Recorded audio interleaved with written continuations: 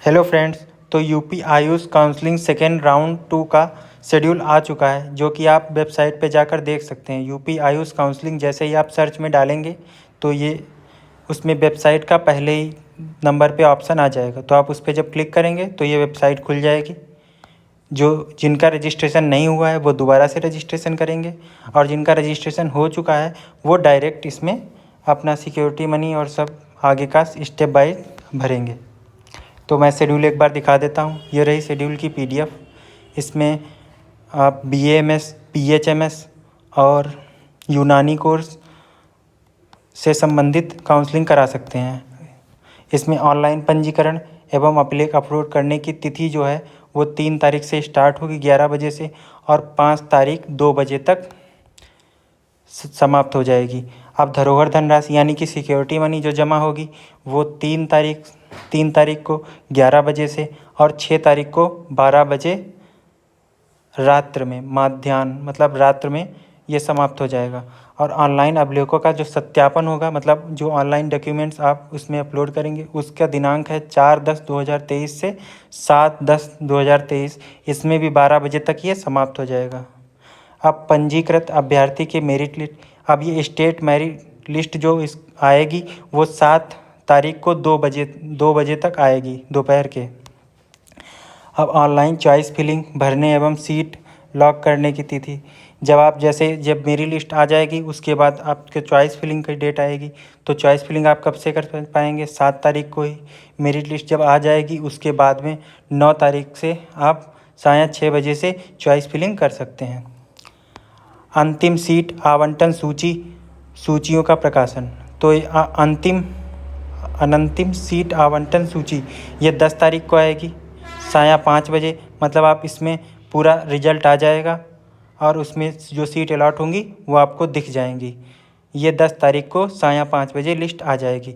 अब फिर उसके बाद नोडल सेंटर पर अभ्यर्थियों को जाना होगा और अपने जो डॉक्यूमेंट्स हैं उनका सत्यापन कराना होगा।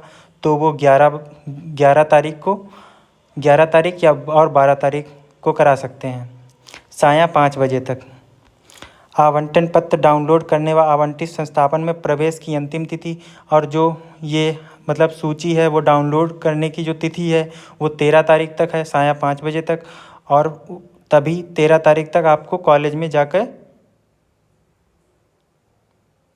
मतलब वो पूरा कराना होगा। प्रवेशित अभ्यर्थी द्वारा अपग्रेडेशन है वो आप 14 तारीख को 12 बजे तक भरेंगे। अपग्रेडेशन परिणाम जो आएगा वो 14 तारीख को ही 3 बजे तक आ जाएगा शाम को। नोडल सेंटर पर नवीन आवंटन प्राप्त अभ्यर्थियों के मूल अभिलेखों का सत्यापन, अब फिर दोबारा से नोडल सेंटर पे आपका सत्यापन होगा दिनांक 16 से प्रातः 10 बजे से दिनांक 17/10/2023 सायं 5 बजे तक। अपग्रेडेशन आवंटन पत्र डाउनलोड करने व आवंटित संस्था में प्रवेश की अंतिम तिथि, और उसके बाद जो अपग्रेडेशन होगा उनके बाद जो उसमें मतलब कॉलेज जो मिलेगा आप वो दिनांक 18 को सायं 5 बजे तक आप वहाँ जाकर अपना सब करा लें। द्वितीय चक्र की काउंसलिंग में प्रतिभाग करने वाले सभी प्रकार के अभ्यर्थी को वरीयता विकल्प भरना यानी कि चॉइस फिलिंग अनिवार्य रहेगी। जैसे कि जो द्वितीय चक्र में जो काउंसलिंग कराएं चॉइस फिलिंग ज़रूर भरें, क्योंकि अगर आप चॉइस फिलिंग नहीं भरेंगे तो आपको कॉलेज नहीं अलॉट होगा। और चॉइस फिलिंग लॉक ज़रूर करें। तो अब आगे क्या है? ऐसे विद्यार्थी जिन्होंने प्रथम चक्र की काउंसलिंग का पंजीकरण नहीं कराया था, अब जिनका रजिस्ट्रेशन नहीं हुआ था वो दोबारा रजिस्ट्रेशन कराएंगे। ये वेबसाइट दी गई है आपकी, और इसका रजिस्ट्रेशन फ़ीस जो है वो 2000 रुपये है। ऐसे विद्यार्थी जिन्हें प्रथम चक्र काउंसलिंग की सीट आवंटित ना हुई है और जिन्हें काउंसलिंग में सीट नहीं मिली है वो द्वितीय चक्र काउंसलिंग हेतु अर्ह होंगे।